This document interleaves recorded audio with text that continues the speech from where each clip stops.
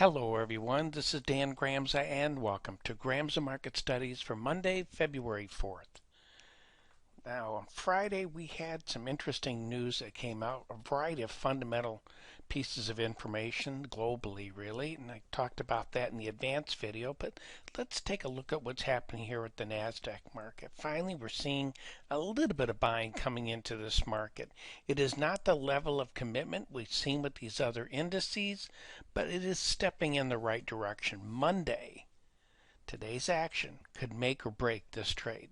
So it's the weakest out of all these stock indices that we're looking at here. When it comes to the currencies, though, buyers remain solid behind the euro, and we see a continuing weaker US dollar. I'm expecting more of that behavior as we come into this coming week.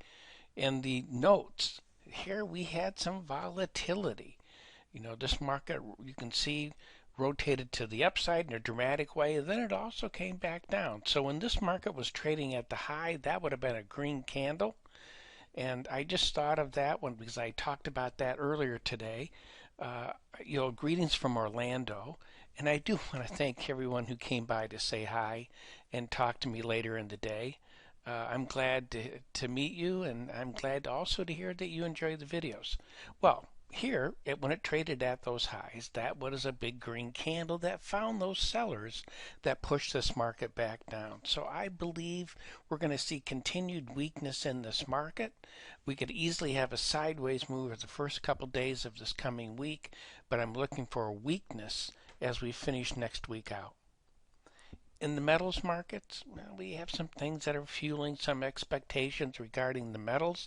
I am looking for up movement though in gold. Now I mentioned that going into yesterday's session. You can see here again when it traded at that level, that would have been a large green candle, but we did not get the right kind of follow through for that. I still believe though in an upward bias to that market. In crude oil, we're going basically sideways. I still don't feel there's a strong reason for a move to the upside. It's more of a currency play, but the fact is upward pressure would not be surprising for that market. So nothing telling us that we should abandon ship, at least not at this point.